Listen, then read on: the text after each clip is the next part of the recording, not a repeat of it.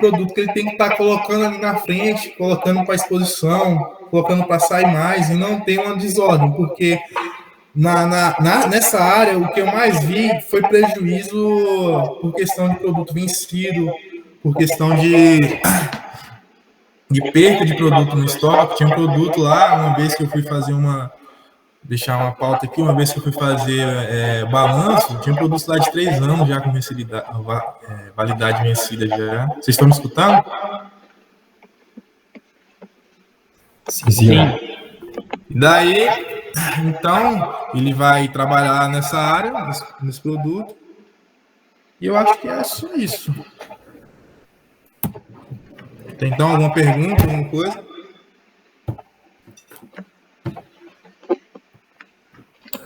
Olá, Gustavo. Parabéns aí pela apresentação, pela ideia também. Mas ele só me corrija se eu estou errado no entendimento, ele é bem focado, é num nicho, né, para ele é bem focado. Enfim, cuja oferta para um sistema, enfim, isso ainda não está pegando ainda, né, para esse proprietário, né? É isso, mais ou menos? Isso, é porque, assim, eu trabalhei nessa área, né, e acho que em muitos mercados, eu ajudei, auxiliei também um engenheiro de produção nessa área, e eu conversando com ele, eu falei bastante sobre isso, e ele me falou que se eu tivesse um aplicativo focado nessa área, eu poderia vender até ele na região lá, porque lá não tem assim, um aplicativo dessa demanda. E aí eu foquei mais nessa área. É um aplicativo focado nessa área e nessa região.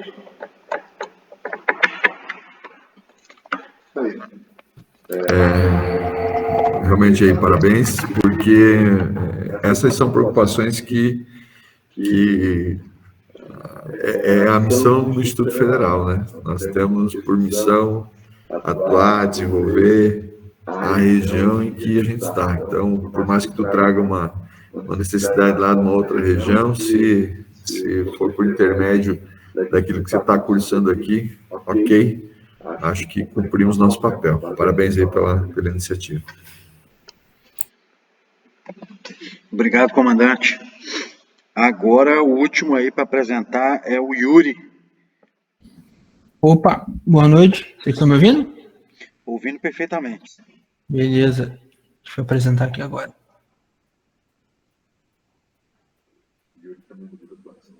Sim.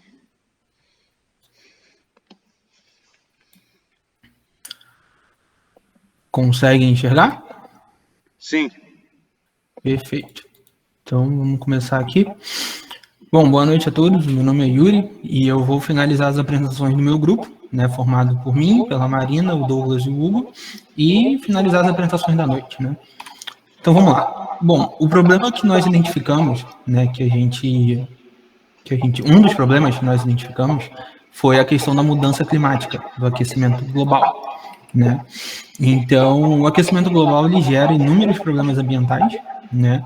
Mas, além dos problemas ambientais, ele também causa um impacto na nossa vida como sociedade, né? Na vida de nós, seres humanos, como sociedade. E o principal problema, né, para a gente é o desconforto devido a temperaturas elevadas, né?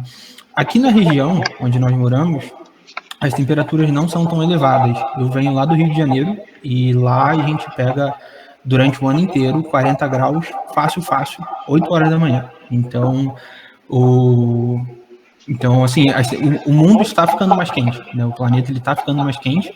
E através desse gráfico aqui, da Climate Central, que é basicamente uma central climática, né, como o nome diz, a gente pode ver que desde os anos 70, né, mais ou menos, o planeta começou a esquentar bastante, né, atingindo um pico ali em 2010 de 1,5 graus ali por ano, né, com um aumento, e com certeza esse número já aumentou nesses últimos 10 anos.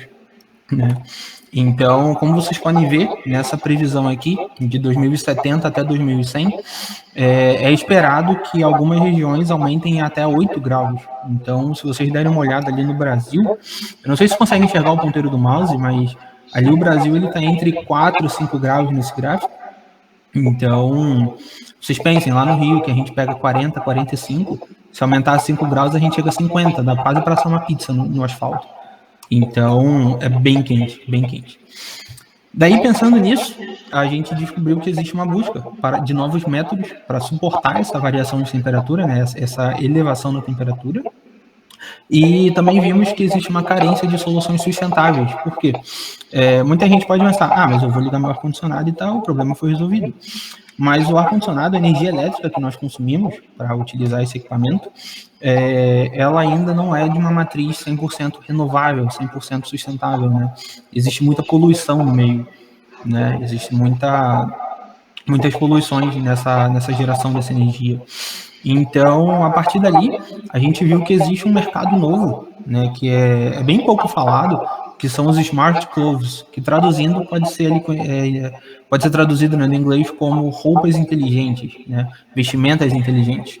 E somado a isso, nós encontramos que a moda fitness, de uma maneira geral, cresceu bastante nos últimos anos, ainda mais depois desse período de pandemia que nós tivemos, quando as pessoas começaram a se exercitar em casa, começaram a praticar atividades em casa, então todo mundo começou a comprar muita roupa, né? Então o mercado de moda fitness cresceu bastante também. E daí entra a nossa ideia, que é a modular shirt, né, que seria uma camiseta modulável, que é basicamente uma camisa, uma blusa, igual a que eu e vocês estamos usando agora, só que ela tem essa propriedade de regular a temperatura com apenas um toque, né, com uma interface num aplicativo. Daí a gente conseguiria mudar a temperatura, tanto aumentar como diminuir, né, caso a gente esteja em lugares muito quentes, como por exemplo o Rio de Janeiro, poderíamos diminuir a temperatura para ter uma sensibilidade, né, térmica menor, ou então se estivermos em lugares muito frios, como por exemplo aqui no sul, né, na região sul do Brasil, poderíamos aumentar a temperatura com apenas um toque. Daí essa linha de roupas fitness, elas teriam sensores de temperatura para poder fazer esse controle, essa interface com o aplicativo. Essa diferença de temperatura, né, o aumento e a diminuição da temperatura, ela vai se dar a partir de pastilhas de efeito que utilizam o efeito Peltier, que eu já vou explicar o que é depois. E dessa forma vai ter o controle da sensação térmica do esportista ou do usuário comum, não é limitado apenas para quem pratica esporte. E, enfim, a fonte de energia, né, precisa de uma bateria para o efeito Peltier funcionar. Ela é uma bateria bem leve e é removível, o que facilita na hora da lavagem também. E daí, além disso, como eu comentei, tem um aplicativo mobile que vai regular a temperatura. Então, a pessoa vai poder aumentar ou diminuir a temperatura conforme o seu gosto. Bom, então o efeito Peltier, ele está ilustrado nessa figura, que é basicamente o seguinte: nós temos ali um polo negativo e um polo positivo, e dali está correndo uma corrente, porque o circuito é fechado, e essa corrente ela gera uma tensão, né, uma diferença de potencial. Essa diferença de potencial, quando ela está passando por dois materiais que são condutores ou semicondutores, quando eles são submetidos a uma tensão elétrica, eles vão produzir um gradiente de temperatura. Então, a gente pode ter a absorção de calor ou a dissipação de calor. Daí, essa pastilha de efeito Peltier, ela funciona dessa maneira. Então, quando ele absorve o calor, ele esfria. Quando ele dissipa o calor, ele esquenta o tecido. Então, é assim que funciona, né? Daí, nossa pesquisa de concorrentes, nós encontramos que uma tecnologia parecida já existe, né? Nike, Adidas, Puma. Se vocês procurarem, temos a Olímpicos, a ASICS, tem a Fila, enfim, inúmeros. E aí eles têm os produtos, os Dry Fit, Vapor Knit, Climate, Climachill, Dry Cell, etc. Só que o intuito dessas roupas é basicamente apenas resfriar o corpo do atleta, né? Então, o nosso diferencial da Modular Shirt, além de monitorar em tempo real, além da pessoa poder escolher qual temperatura, né, ela consegue regular a temperatura e é uma solução sustentável, né? A gente não agride o meio ambiente, mais do que já foi agredido, para poder resolver o nosso problema, né? E, bom, aqui temos uma imagem da Climachill da Adidas, de um lado. No lado direito temos a luva Vaporknit, que é da Nike, né? E seguiria basicamente nessa linha. Daí temos a equipe, que vocês já viram inúmeras vezes dos meus outros colegas. Tem eu, a Marina, o Hugo e o Douglas. E, por fim, temos aqui as diferenças e é isso. Se alguém tiver alguma pergunta, estamos abertos aí. Comandante.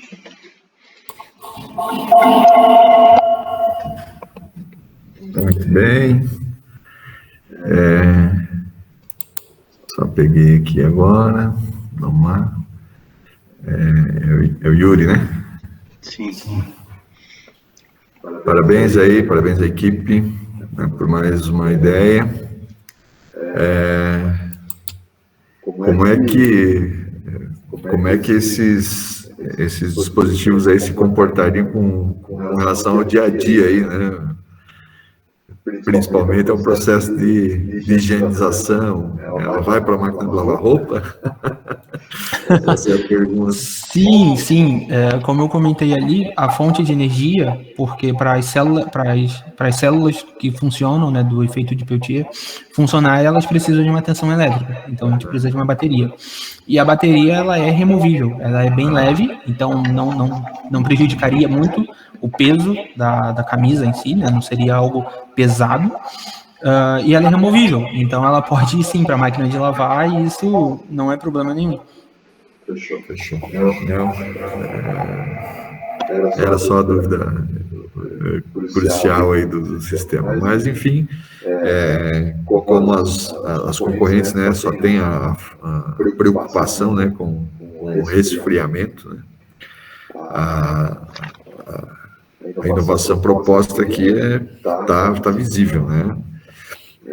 Isso não alteraria a necessidade de outros elementos, basicamente seria o mesmo, né? O tecido, enfim, tudo isso tanto para aquecer quanto para resfriar não tem necessidade nenhuma de alteração, né? Ele se comportaria para as duas situações. Exato. A mesma célula de Peltier, ela esquenta e resfria. Ok, tá perfeito, né? Parabéns aí pela proposta. Obrigado, professor. Então, galera, vamos chegando ao fim aí dessa apresentação, né? É uma noite, vamos dizer assim, de gala, né? Para a nossa disciplina de empreendedorismo e para a disciplina de gestão de projetos.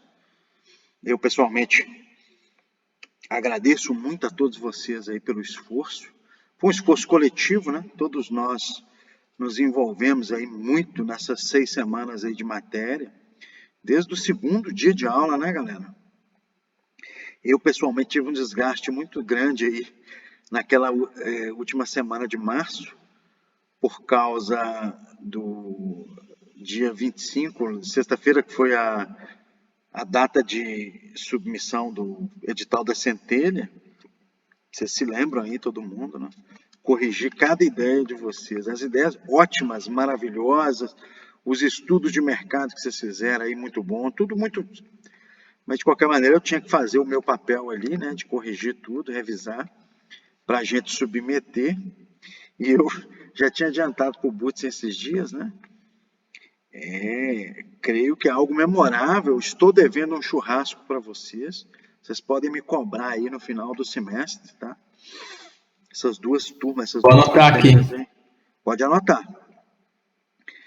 Você vai estar lá também, viu, Butz? Vai ser convidado. Porque foram 24 ideias, né? Submetidas, mais 13 ideias dos alunos do semestre passado, que eles submeteram em dezembro.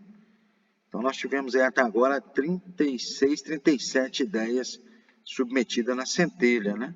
Levando em consideração que a Centelha, este ano, teve só 600 inscritos, em 2019, a Centelha teve 3.500 inscritos em Santa Catarina. E esse ano teve só 600. Eu tenho que entender, né? Eu já desenvolvi teoria, não sei por quê, Creio que tem alguma relação com a pandemia, mas é preciso estudar melhor porque teve tão poucos inscritos. De qualquer maneira, o IFC Campo Luzerna, com 36 ou 37 que eu identifiquei até o momento, os alunos meus, né? Fora o professor Mauro também entrou, acho que o Fiorinho entrou. Então, eu creio que as nossas chances de ganhar aí a premiação aí vão ser altas, né? Mas, como vocês sabem, tem a segunda etapa, a terceira etapa. Primeira etapa, o resultado é agora dia 22, final da semana que vem, né? Espero aí que dessas 13 ideias que foram apresentadas hoje, todas 13 passem para a segunda etapa, tá? Galera, eu não vou comentar mais, que já são 15 para as 10, né? 2h30 de apresentação. Eu preferi deixar o tempo livre. Peço desculpas aí ao Butsen, tá? Achei que ia acabar às 9. Mas, só chamar a atenção, né? Mais da metade das ideias se referem a aplicativo de celular. Algumas ideias têm aplicativo e algum dispositivo eletrônico, o mecânico, né? Por exemplo, no caso das pulseiras lá do Hugo, tá?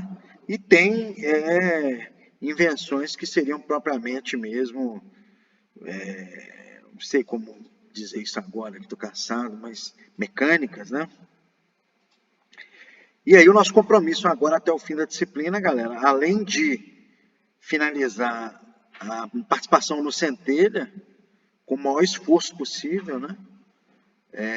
A gente conseguir montar os protótipos dessas ideias lá no laboratório IFMaker, né? Que é agora a parte, vamos dizer, mais importante aí da matéria. Nós temos 2 meses e meio, né? 3 meses para fazer isso lá no IFMaker. E a partir da semana que vem, as aulas, como vocês sabem, vão ser todas lá no IFMaker. Isaías está aqui, que não me deixa mentir, né, Isaías?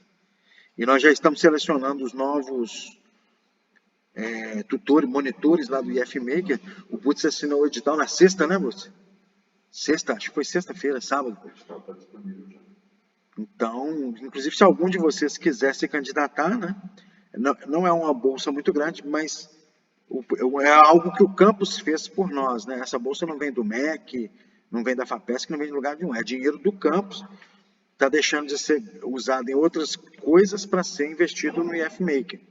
Então, vão ser 6 vagas de bolsista, são R$200, porém, a carga horária também é relativamente pequena, são 10 horas apenas por semana, né? Então, se algum de vocês tiver interesse, quiser trabalhar lá no IFMaker, né? Está aí aberto, tá? Depois eu posso passar o link lá para vocês verem. A inscrição começa na semana que vem. E, galera, não vou perder mais tempo, tá? Depois nas aulas eu vou fazer mais considerações aí sobre a apresentação de vocês. Agradeço demais ao comandante Butsen por ter vindo, ficado aqui até agora. Depois eu vou puxar a orelha do Antonello, vou puxar a orelha do Itamar, me garantiu, né, que ia estar presente. E obrigado, tá, gente? Se alguém quiser falar mais alguma coisa. Boa noite, valeu, professor. Tamo junto. Então, beleza. João, beleza, muito obrigado. Bacana, hein? Sim, senhor. Você brilhou, cara. Essa ideia sua aí é...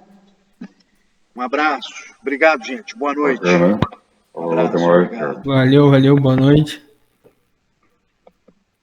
Boa noite, pessoal.